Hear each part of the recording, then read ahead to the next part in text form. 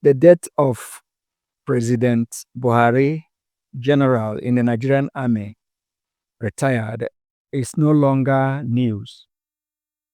2 days ago, we were awoken by the damage, sad news of the death of General Muhammad Buhari, one-time president of Nigeria.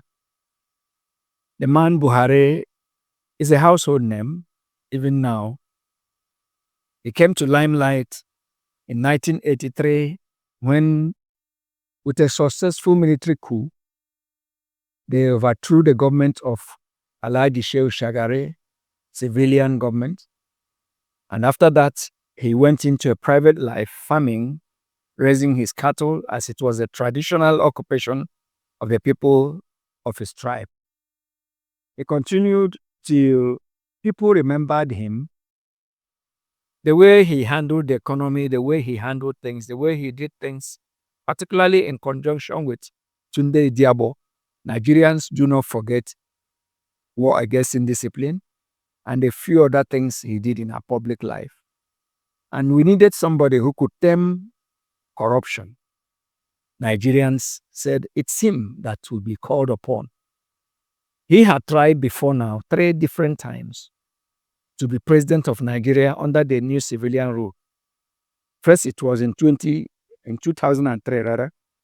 2007, 2011, all without success.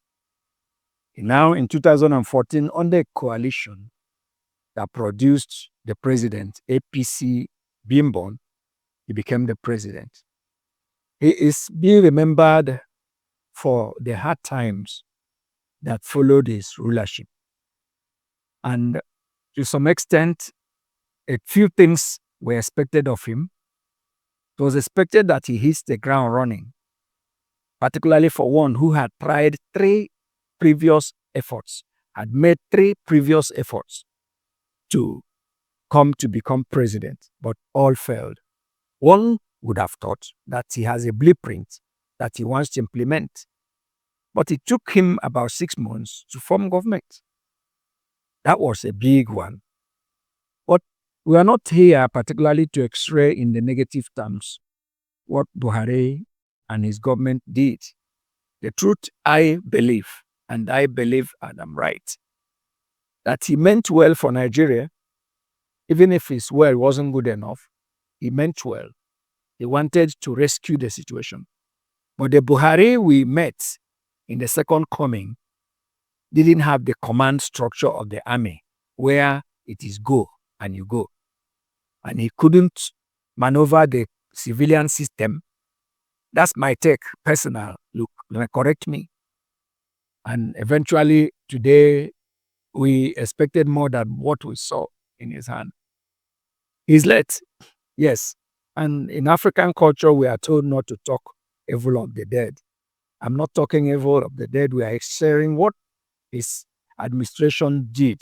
Of course, we remember him for the second Niger bridge in the east. Remember him for some infrastructural development. The railway system received a boost under him. Infrastructural development did, but the poor person suffered the more. What is surprising to me, and maybe I will share with you, I want you to share it in the comment section. Here I have a lot of videos, particularly coming from the northern part of the country, including Katsina, his home state, of people dancing on the street that he died. Why? Why do we do that? A person dancing doesn't mean you will not die. I wouldn't understand why you do that. Yes, hard times in his time. But does it warrant a rejoicing that he died? No. Interestingly, he died 80 plus. So somebody who stayed for 80 years plus. Even if you like to dance that he died, what did he achieve? He didn't die young now.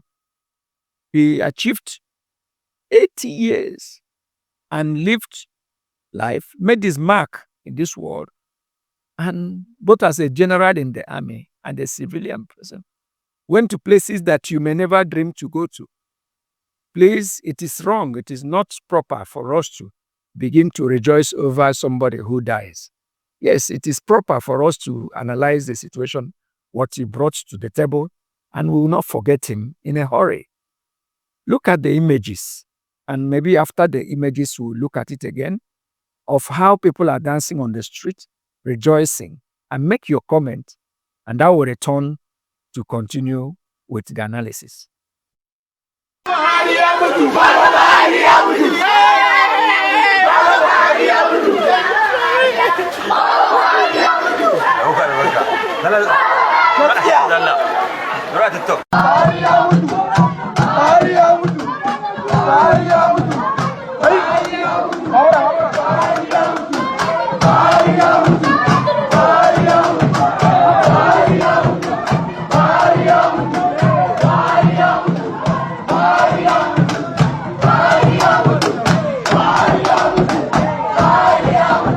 Welcome back.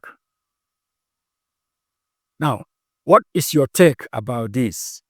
Is it proper for people to dance on the street for the death of another when you don't even know the manner of death that you will face? Please, your comments are necessary so that we can effect some changes in the culture that is becoming ours. It wasn't ours to dance over the dead. Thank you.